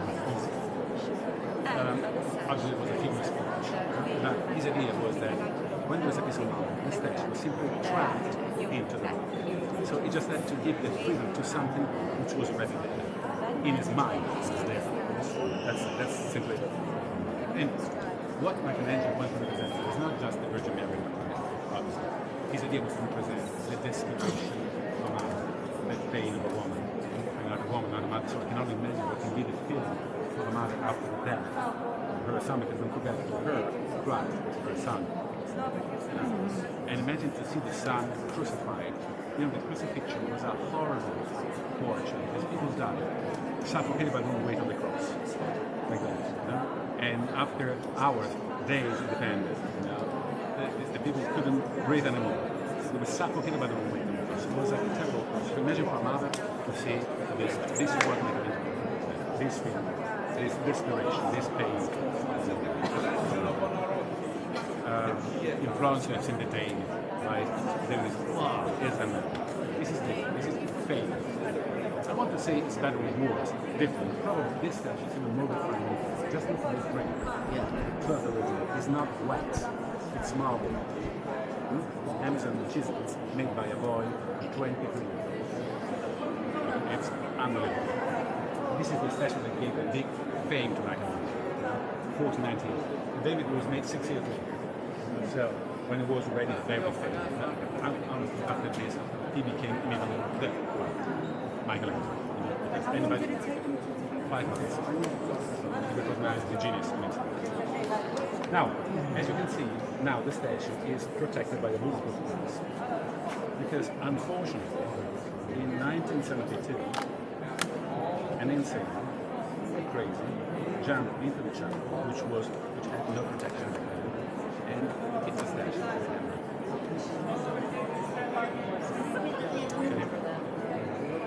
Completely free. This man considers himself Jesus Christ, so he wants to destroy the fake image of himself. And what he made here, it's a severe damage.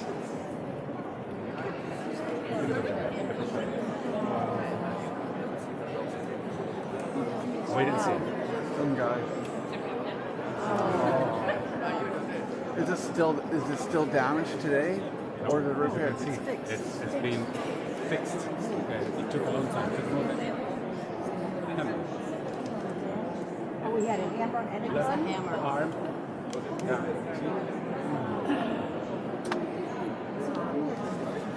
A guy. One hand. So it took about 2 years to restore it. You know, they made a perfect job. From here, you don't even do it. You need to get closer. You know, they made an amazing, incredible job of restoration. But you could imagine somebody attacking the right to attack us. What for? The Twin Towers. You could imagine something like that. You know, so What happened to him? mental disease hospital. He considered himself Christ. I'm Napoleon. Let's go. Same to me. Too tall. You're right. Not right. So. Yeah. Very last thing, and then we go. Turn around and look over there. That is the back, the holy door. Remember? See? You want to open it, you have to knock it down. We'll see what happens, huh? First they take down the painting. Why? 25. Every 25. In 2 more years. So do we go down this way now? Okay. Is that door open all year then? The whole year. The whole year. And then they You build. can walk through and see all the sins. But you don't need it. You are sinless, right? Am I right? That's correct. We see that this is inside. This is coffin, containing the body of Sistine of Sweden. She was the queen of Sweden in 1600. She was Lutheran, okay, because in Sweden they are mostly Protestants. But she converted in the Catholic Church, and so for the Catholic Church was an important propaganda to say, oh, look at the Queen of Sweden that converted. In fact, she came in Rome. She lived in Rome, and she passed away here. And here in Basilica, there are only 2 women buried. One is her, and the other one is on the other side. Is the wife of the pretender of the Crown of England, James III.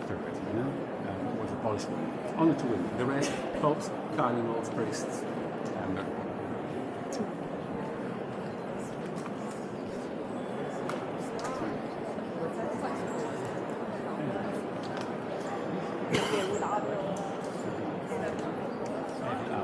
By hour. There is a service here.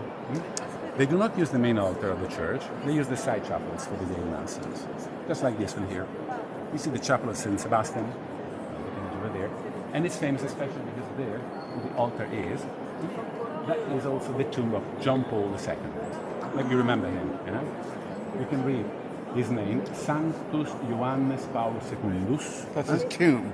Saint John Paul II, because he's a saint.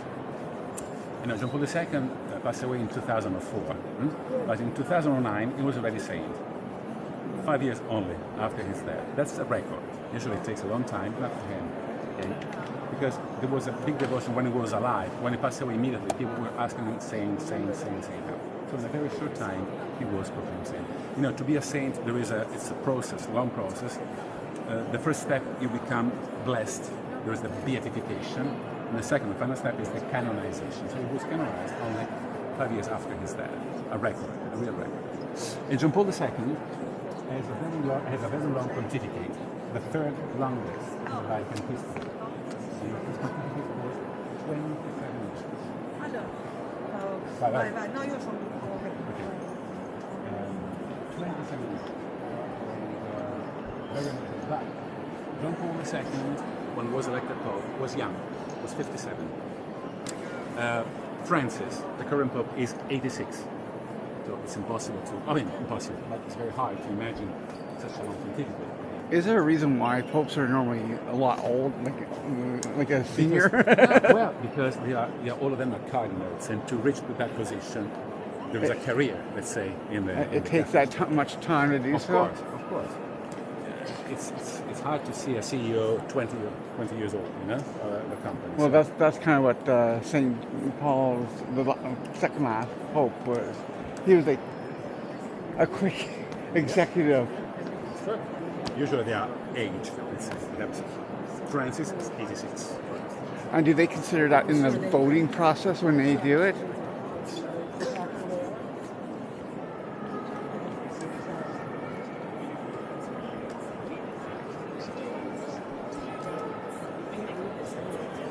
Is there a pipe organ? Wow, two big organs. You can see them because they're behind the pillars. Two huge organs. And when they play music here, it's incredible. And you don't have to be religious. You have to be because really it creates. And when the organs are and the choir is singing, it's really. And again, it's not a matter of religion. You know, it's touching. It's touching.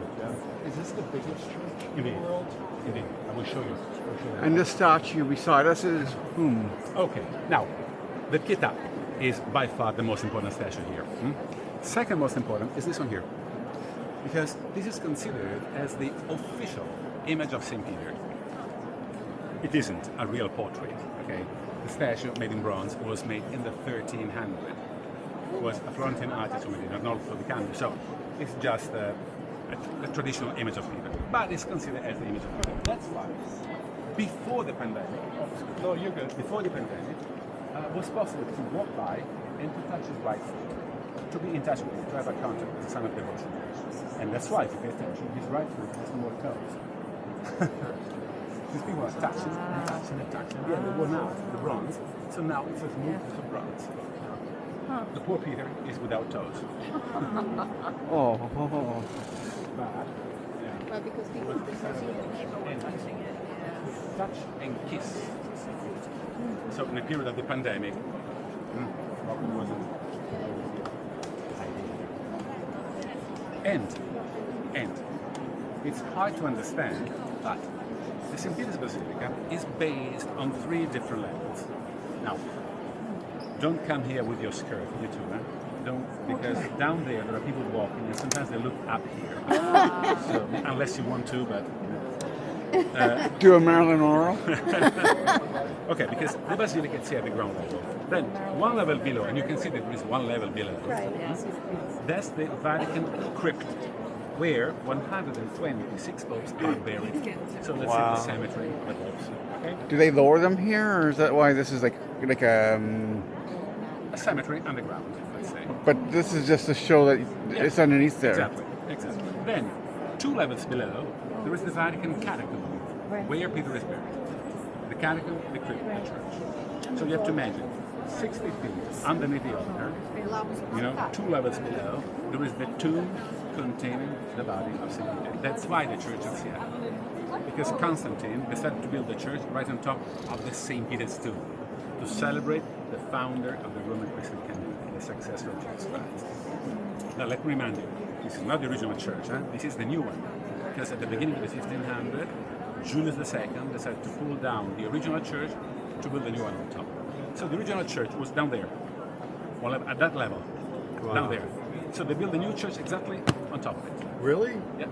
So even the dome was down there? There was no dome at the time. There was a church in Byzantine style. Oh. So completely different. He thought it was ugly. He thought it was ugly. Not enough, for himself. Not enough for the glory of Christ. inside was magnificent, you know, but his idea was to recreate something good. Anyway. From here, you have a great view, boom, of the dome. Look at there. Let me remind you, this is the highest dome of the city of Rome, not the widest. Remember, the Pantheon's dome is wider. We've got nice ratings. And underneath the dome, this incredible canopy. It is made in bronze, solid bronze. 275 tons of bronze over there, melted on the spot. And only genius can do it. His name is Bernini, of course. Who else, you know? Did Bernini know Michelangelo, or they were 100 years? No. Bernini was born in 1598. Michelangelo died in 1564. So he was already. But Bernini took inspiration from the Michelangelo's work. Although he had a different conception of that Michelangelo was considered the master. And the reason this important canopy is to protect the altar, because nobody but the Pope has the privilege to celebrate masses over there because it is on top of the city. So let's get closer to that. Let's talk about the organ. See, now the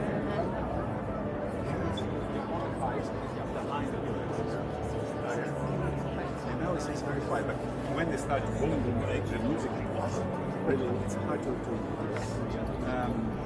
so, from here, you see also very well. Oh, it's impossible from the Basilica to see the tomb of St. Peter. Definitely, it's 2 levels below. You have to imagine exactly underneath the altar. The tomb contains the body of a man who is considered St. Peter. Because how can you be sure that that's the real St. Peter's body? It's impossible. It's really fantastic. They made a DNA test, and they found out that the body down there belongs to a man who died about 2,000 years ago, and Peter was killed approximately 2,000 years ago, year 66. And this man was coming from the Middle East. With the DNA, you can understand the region from where people come from. Israel is Middle East. So, probably is the same. But you know what? At the end, it doesn't matter. It's a symbol and belongs to faith.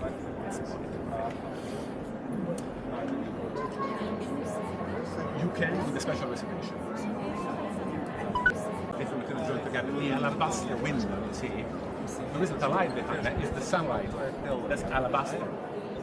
With the natural light, with the whole dove, you see, in the center. Just to give you an idea of the size of this church, that dove has a wingspan 5 feet. 5 feet. 5 feet wingspan. How can you tell? Impossible. That's why, to prove you that this is by far the longest church in the world, put on the floor, the central main, some inscriptions to mark the length of the main church in the world. Prove you? See, it's by far the longest. Where are you from? And how big are these statues? New Jersey. California. California? Canada. Okay. California. Wisconsin. New Jersey. Pennsylvania. Illinois. Better? Illinois. Okay. So, how many? The one from New Jersey. New Jersey.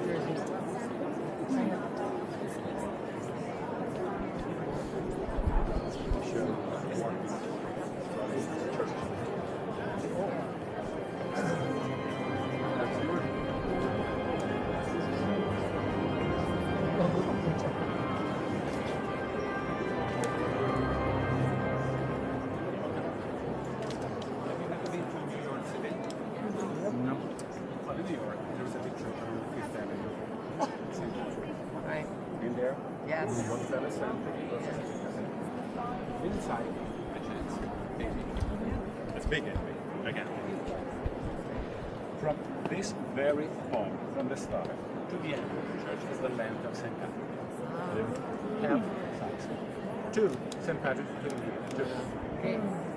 This is twice as big.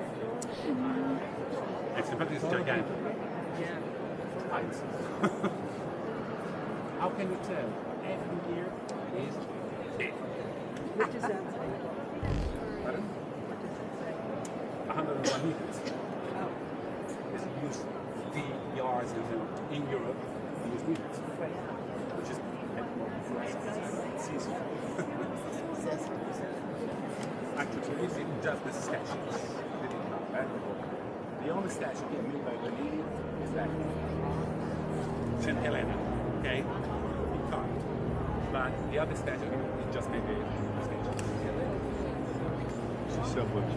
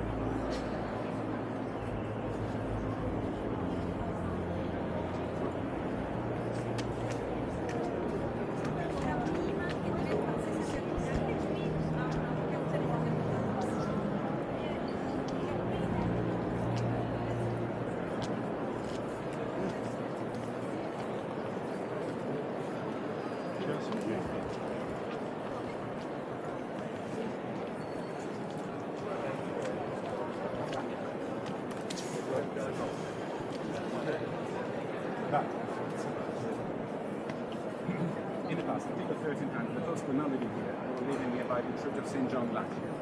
Okay? Then, for 70 years, they went to France, the southern part of France. That was the residence of the Popes. When they came back here, 70 years later, their building was destroyed because of a fire. So they moved the residence of the Popes from the Lateran to the Vatican. But the Church of St. John maintained the title of cathedral. Okay, longest Catholic church in the States is in Washington, D.C. It's the Immaculate Conception Cathedral. Yep. In Georgetown, maybe mosaics and so on. From here to there. Pretty big. Not enough. You know, the Vatican is my church is big. They're conversating for something.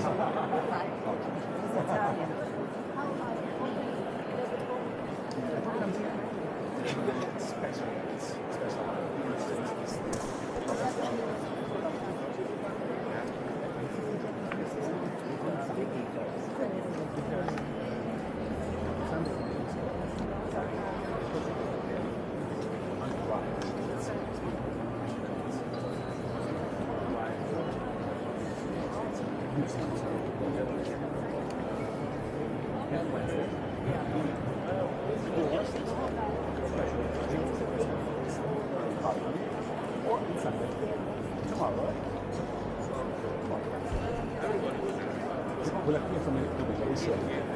And some days we're writing you. Someone else will. Wait a second. Please. Come. 2, 4, 6, 8, 10.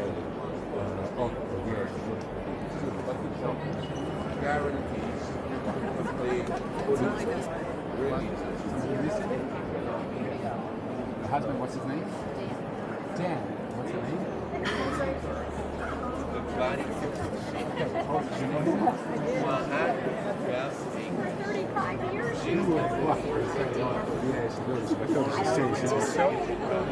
One listen.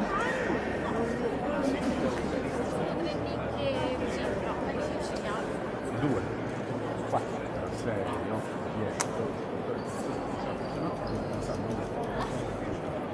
Okay, everybody sit. Listen, what we're doing this afternoon, it's simply a little introduction to the Vatican, okay? Because the Vatican, Simplicius and Pieta's Basilica needs a day. Consider, we have seen just one chapel, there are 56. The crypt, which is very interesting, the catacomb, the dome, the sacristy, the treasure, you know? So really, one day is, then the museum, right? The Basilica Museum should need one day too. So, Big step. Very big step. on the ramp, you can use the ramp. Yeah, use the ramp. Can we put our hats back on now? I'm dripping here, so can I put? Or do we have to get out on the steps before we put our hat on?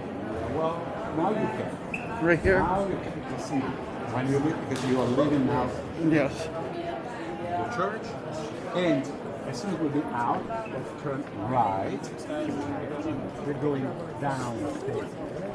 And downstairs, you will see the Swiss guards. Now, here, you can take a picture of them. if you want to.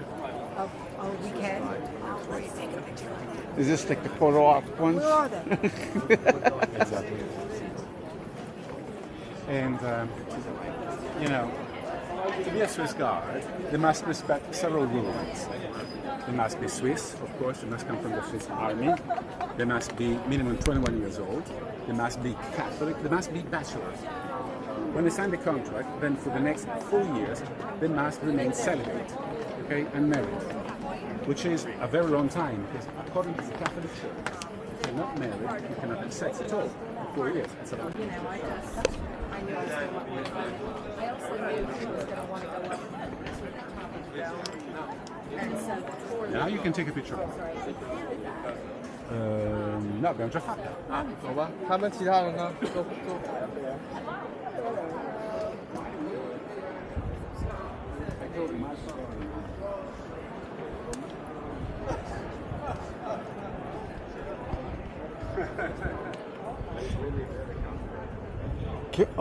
Can we go up to them or what? Stop there, don't go beyond the At the back.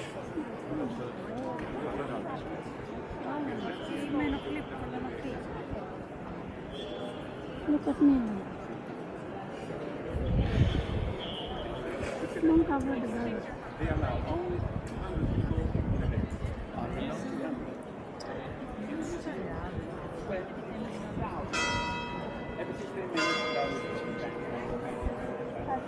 Babe, look at me.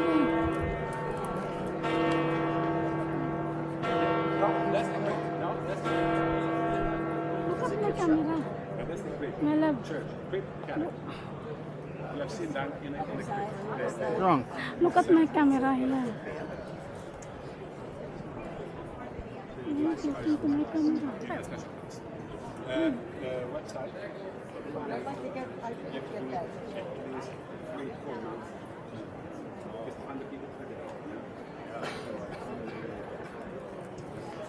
Ryan, look at my camera, please.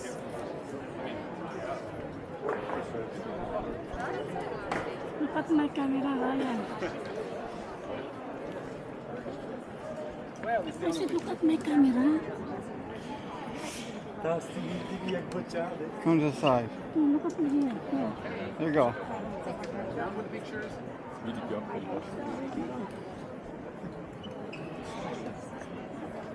So Gareth, don't get too close to this guy.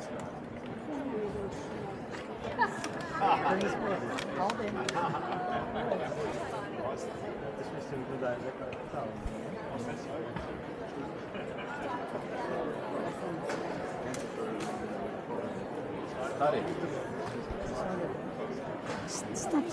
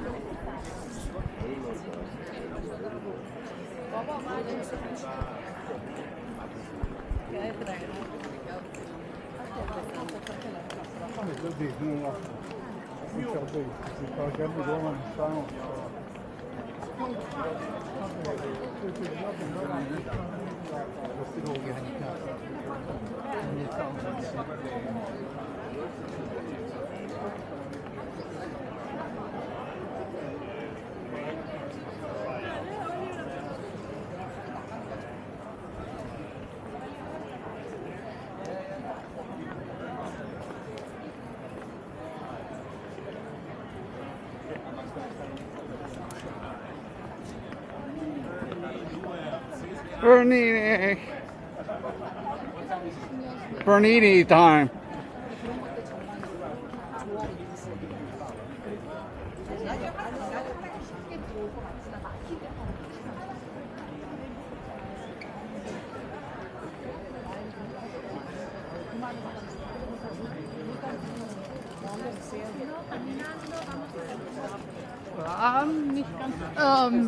Mahal.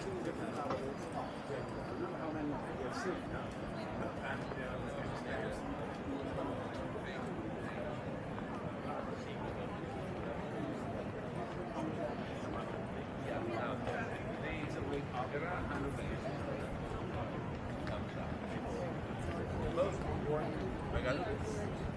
most important is the one because that is where the Pope comes out on Easter. And his father was buried. I know. You have to imagine, 2,000 years ago, there was a burial place. Then obviously you see the Pope frequently. And that's why they decided to build the church So St. Paul was crucified here, right? St. Peter. St. Paul instead was beheaded. Right. And Peter and Paul are the two patrons, St. patrons who make it very nice. And according to the legend, the other place where the Pope comes out, June the 6th, 666. Wow. That's why I know it's the bad reputation of the 6th number, 666 number, right? Okay, we'll start here just a second on the right side, because you can see perfectly the lovely facade of the church. Turn around and look how beautiful. Wow. Question for you: who designed the facade? No. It was a trick question, of course. You know? Carlo Maderno was a good friend of Brunini. What's his name? Carlo Maderno. And on the right side instead, you see that building with the triangular roof and the antenna? That is the Sistine Chapel. You see? A triangle. Yeah. So now you don't see the chimney. The chimney is not there. They still have the chimney only in occasion of the conclave, the election, you know? And then they remove it. But imagine the crowd during the election, they can see immediately if the Pope has been elected or not. White smoke, yes. Black smoke, no. Okay. And from here, you see perfectly also the official residence of the Pope, which is the building there, right in front of us. You know, the big palace over there is the residence of the Pope. And the top floor of that building is the private apartment of the Pope, where Francis is not living there, but where John Paul II, for instance, over there. Benedict was living there. This front one or the back one there? The top floor. Wait. The one to the right. And second from the right, second window from the right, on the top floor, is a so-called blessing window, from where every Sunday at noon, the Pope appears and blesses the people in occasion of the annual, the blessing window. So if by chance some of you is still here tomorrow and want to see the Pope, it's enough to come here in the square, 1 minute before 12, put it here from there, and it's impossible to miss it. The only one wearing that white clothes from the window. Every Sunday, 12. Does he wear a mic? Of course. Pardon? No, I just wonder because that's the special. No, Pope Francis is living, let's say, behind the church. There is a sort of monastery, you know, by now. Really, very modest. Accommodation. No. I like it very much. Blue dancer. Now you have a lot of guys who you're very friendly, very easygoing, and you can feel it when you see it. I don't know in person, but I've seen it so many times. What's this block? Babe, there's a bride. We're going to have to call Chase when we get back. No, there's. You never put it on. You never. No.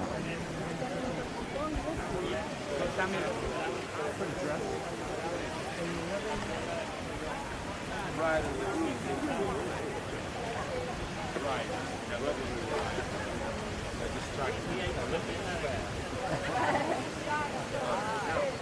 Very dry. Now we will go together there. That's the place where Nicholas is waiting for us. Can I ask you a question? I'm with his brother. What's the black statue behind there? Pieta della statua dei migranti. Oh, yes. Over there, see there is a group of people inside. And there was over there, 2 years ago. It was Francis who wanted that statue there. Those are people coming from Northern Africa, you know. just like in the States, there's a big debate in Italy about immigration. Yes, I remember. Myriad more. Just like in the States, huh? You've got Mexico and Texas, we have the Mediterranean Sea and Sicily. So every day, 1,000 people leave Africa and here because Africa is very close to Sicily, very close. With a speedboat, you come from Tunisia to Sicily in 5 hours. 5 hours. The flight Rome-Tunis is 1 hour. We're close. So, and just like in the States, there are some people saying that we have to create bridges to help them.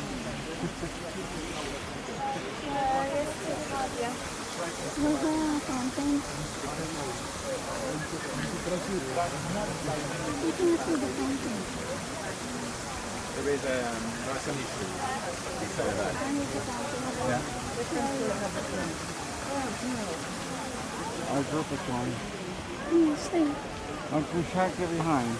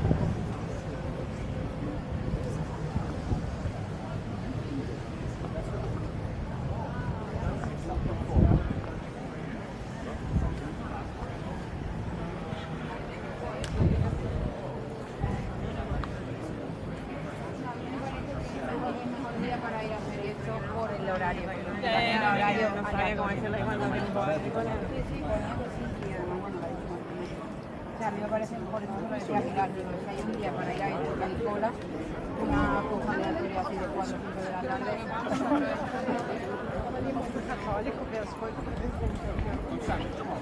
São Paulo.